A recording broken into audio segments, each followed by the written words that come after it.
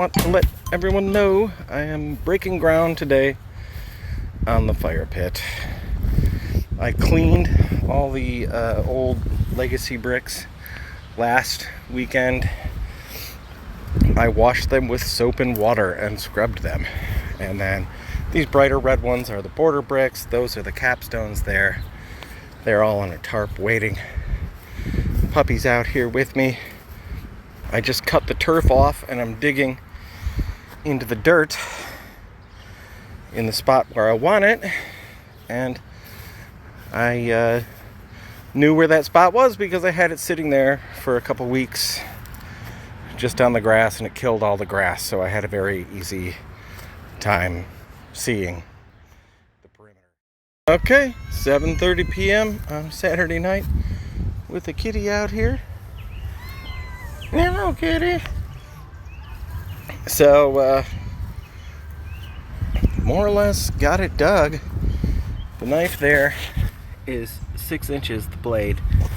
The goal here, 4 square feet, 6 inches deep. This is 8 bags of paver base in the hole that I made last weekend. You can see that even after 8 bags after I tamped it down, I've been tamping it with this tamping tool.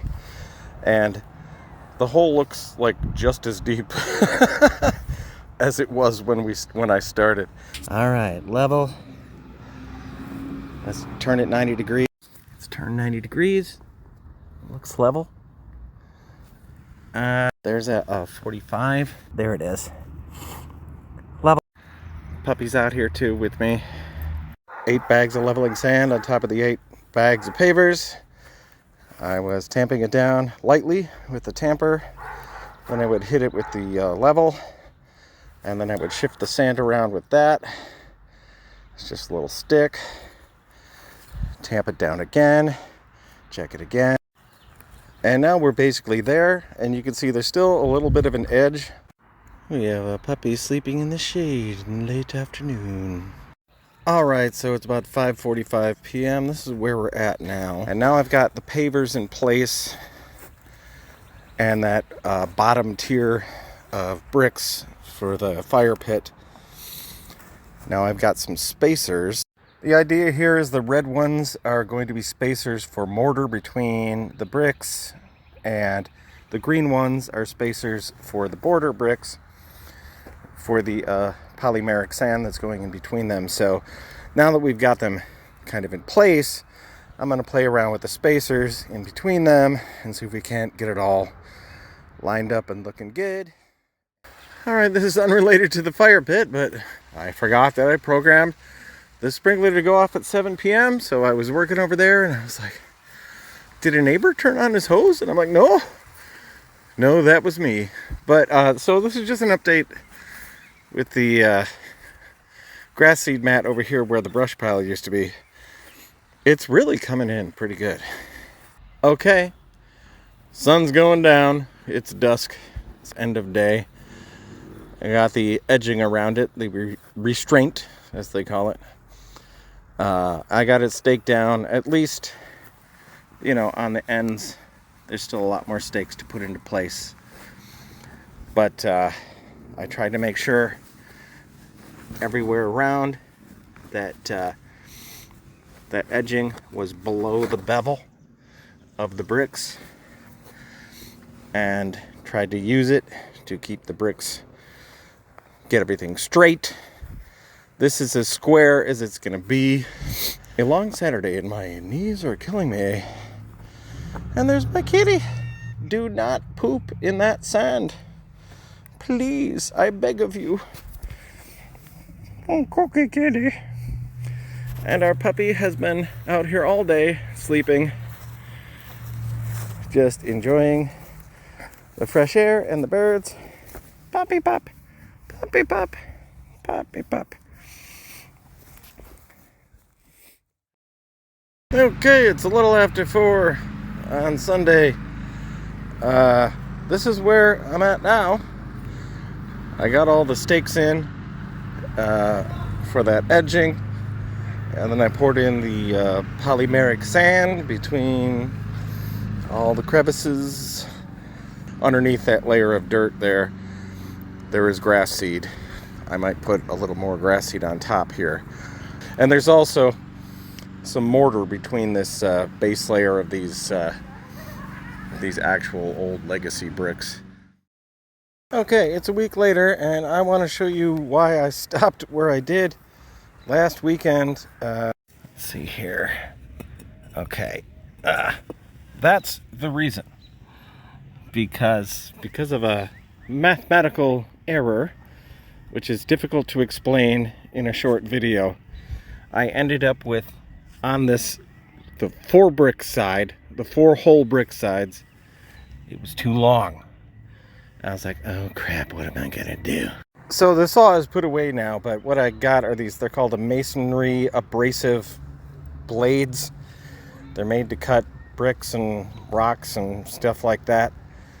They're really cheap. It's only like $4 for a blade, because they kind of destroy themselves slowly as they cut through things like bricks, but they can do it dry. So here is a brick that I cut, and we're gonna line it up here with a gap for where the mortar is gonna go, and that's gonna line up.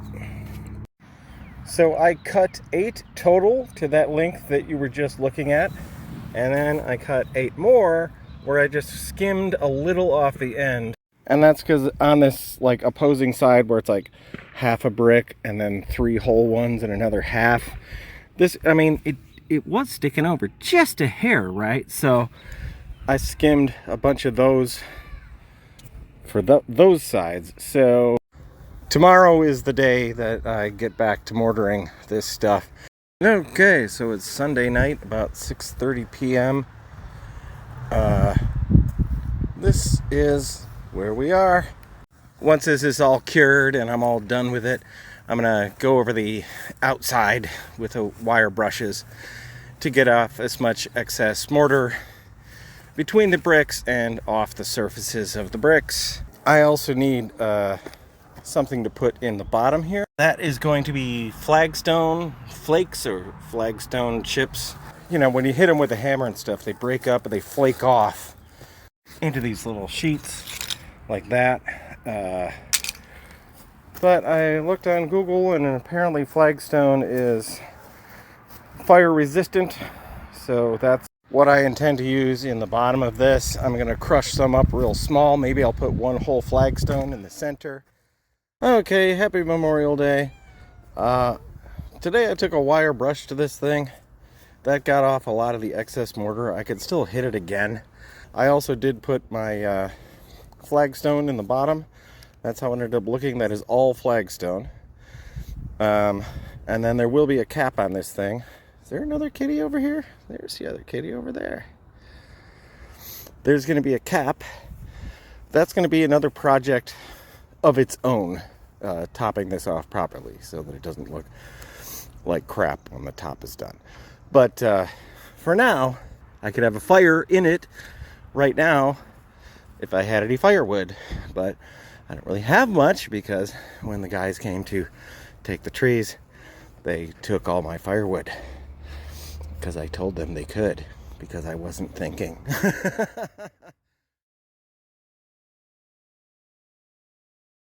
Look at the glow from the air holes. Yeah, I just stuck this lighter here in those holes and went around and lit up the paper that's underneath everything, and it's already going pretty damn good. This is like a hell mouth, at least at the start of it, and there's hardly any smoke. Ooh, this is good. Okay, now it's good and dark. I can see some stars out there. Took a while. It's like past 9:30.